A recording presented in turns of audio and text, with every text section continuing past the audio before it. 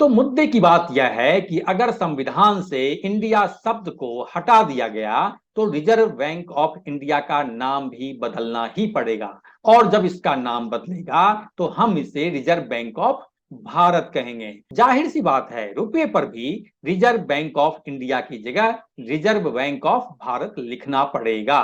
पुरानी करेंसी को चलन से बाहर करना होगा। मतलब यह कि एक और नोटबंदी के लिए देश तैयार हो जाए, क्योंकि उस पर जो reserve bank of India printed है वो तो चलेगा नहीं, उसे तो हर हाल में मिटाना ही पड़ेगा।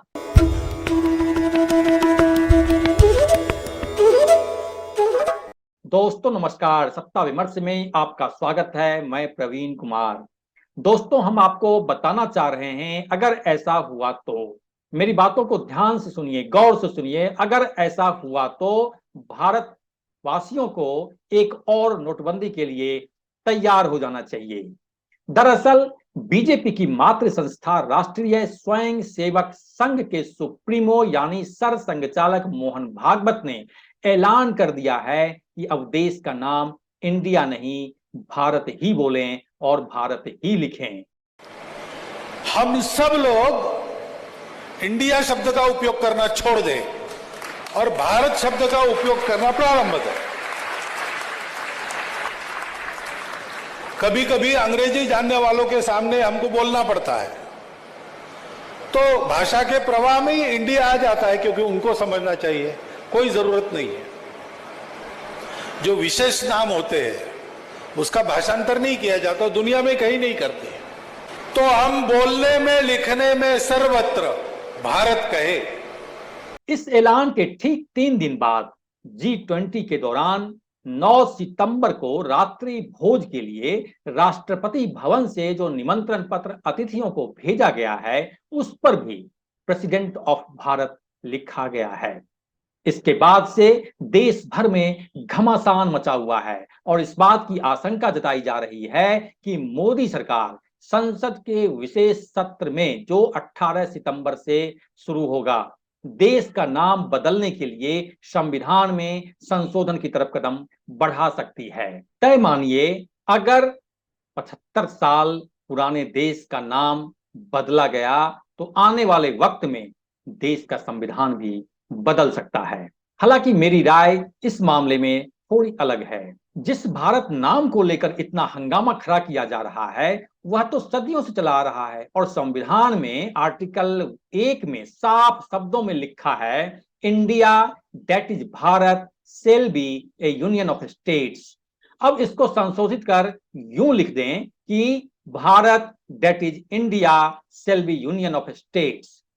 हम सब जानते हैं और देश के प्रधान सेवक भी इस बात को बार बार दोहराते हैं कि देश संविधान से चलता है। तो फिर संविधान में लिखी मौलिक चीजों को आप क्यों बदलना चाहते हैं? और फिर ये इंडिया और भारत तो हमारे देश का ही नाम है जो आजादी से पहले से चला आ रहा है। और फिर ये कोई ऐसी चीज भी नहीं है कि इंडिया को हटा देने भर से देश के 140 करोड़ देशवासियों की किस्मत बदल जाएगी। खैर, हम बात कुछ और करने आए थे, लेकिन चूंकि मसला इंडिया और भारत से जुड़ा है लिहाजा हमें थोड़ी भूमिका तो बतानी ही थी। हम फिर से इस बात को दोहरा रहे हैं कि अगर ऐसा हुआ तो, क्योंकि अभी तक देश का नाम भारत ही रखने और इंडिया को खत्म करने को लेकर भारत सरकार की तरफ से कोई ऑफिशियल लेटर जारी नहीं किया गया है या संसद के विशेष सत्र का भी कोई ऐसा एजेंडा अभी तक नहीं बताया गया है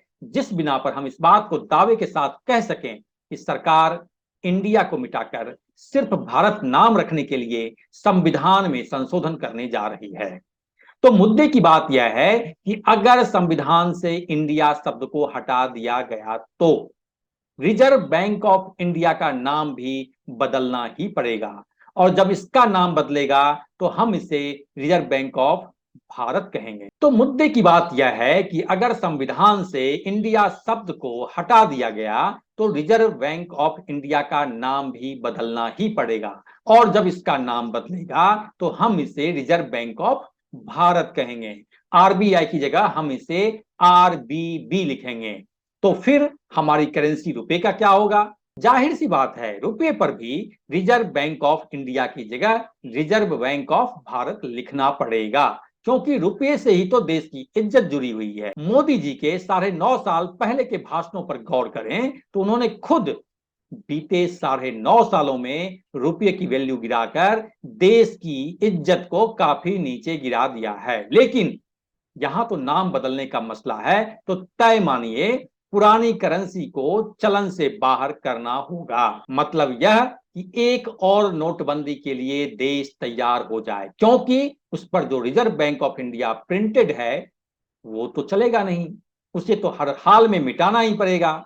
जब इंडिया में गुलामी का एहसास 75 साल बाद हो रहा है, तो इस रुपये से भी तो गुलामी की बू आ ही रही होगी। लिहाजा रुपया बदलेगा, और वो भी सिर्फ 200 और 500 के नोट नहीं, उन सभी नोटों को चलन से बाहर करना पड़ेगा जिन पर रिजर्व बैंक ऑफ इंडिया लिखा है। मसलन 100, 50, 20, 10, 5 आदि रुपए के नोट भी बदलने होंगे। तो देशवासियों, इसके लिए आप सभी को अग्रिम बधाई कि अगर हमारी सरकार देश का नाम सिर्फ भारत ही रखना चाहती है, इंडिया को जड़ से मिटा देना चाहती है, तो एक और नोटबंदी जल्द होगी, शायद लोकसभा चुनाव से पहले। फिलहाल के लिए इतना ही। सत्ता और जन सरोकार की खबरों के लिए देखते रहिए सत्ता विमर्श। नमस्कार।